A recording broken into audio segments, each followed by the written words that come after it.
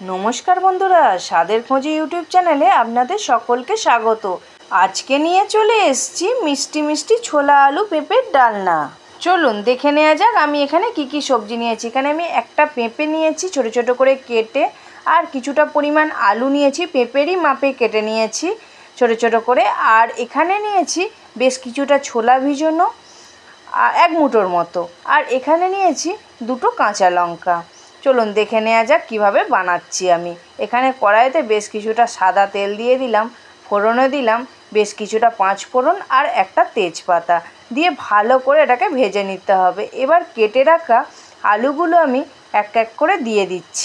আলুগুলো আমার পুরো দেয়া হয়ে গেল। ওপর থেকে অল্প করে হলুদ গুঁড়ো দিয়ে ভালো করে এটাকে নেড়েচেড়ে সুন্দর করে ভেজে নিতে হবে। খুব লাল লাল করে না, একদম মিডিয়ামভাবে ভাজতে হবে। দেখুন এইভাবে ভেজে নিতে হবে, বেশি লালও হলো না অথচ ভাজাটাও সুন্দর হয়েছে। এরপর আমি কেটে রাখা পেঁপেগুলো দিয়ে দিলাম। পেঁপেগুলো এক এক করে সব দিয়ে দেব, দিয়ে দেখুন আবারও ভাজতে থাকছি। পেঁপে কিন্তু বেশি ভাজবেন না, অল্প করে ভাজবেন, কেন পেঁপে বেশি ভাজলে টকটক মতো হয়ে যায়। পেঁপে বেশি ভাজতে নেই। দেখুন আমি এইভাবে ভেজে নিয়েছি, এই অল্প করে ভেজে নিয়েছি। এইভাবেই ভেজে নেবেন, বেশি ভাজবেন না। আর এখানে আমি অল্প করে পরিমাণ মতো জল দিয়ে দিলাম মশলাটা কষানোর জন্য। এখানে অল্প করে নুন, মানে পরিমাণ মতো যতটা লাগবে, আর অল্প করে হলুদ গুঁড়ো দিয়ে ভালো করে মশলাটাকে কষাবো। এখানে লঙ্কা গুঁড়ো আদার্স কোনো মশলা কিন্তু পড়বে না। এবার ভিজিয়ে রাখা যে ছোলাটা ছিল ওইটা দিয়ে দিলাম, আর দুটো কাঁচা লঙ্কা দিয়ে দিলাম, দিয়ে ভালো করে এটাকে আরও কষাতে থাকবো। যতক্ষণ না সুন্দরভাবে একটু কষানো হয়ে যাচ্ছে, একটু কষিয়ে নিতে হবে ভালো করে। দেখুন এখানে কিন্তু আমার অনেকটা কষানো হয়ে গেছে, এইভাবে কষিয়ে নেবেন।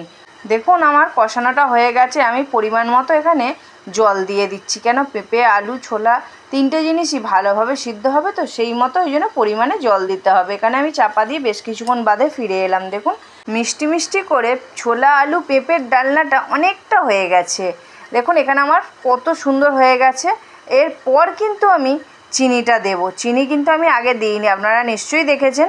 এই চিনিটা এই সবে দিলাম। চিনিটা কিন্তু আপনারা আগে দেবেন না, তাহলে কিন্তু পেঁপেটা শক্ত হয়ে থাকবে, চিনিটা পরে দেবেন। এবার একটু ফুটিয়ে নামিয়ে নিলাম। দেখুন আমার ছোলা আলু পেঁপে ডালনা রেডি। এইভাবে বানাবেন, খুব ভালো লাগবে। ভিডিওটা ভালো লাগলে অবশ্যই একটা লাইক করে চ্যানেলটাকে সাবস্ক্রাইব করে দেবেন। আর রেসিপিটা কেমন লাগলো অবশ্যই কমেন্ট করে জানাবেন।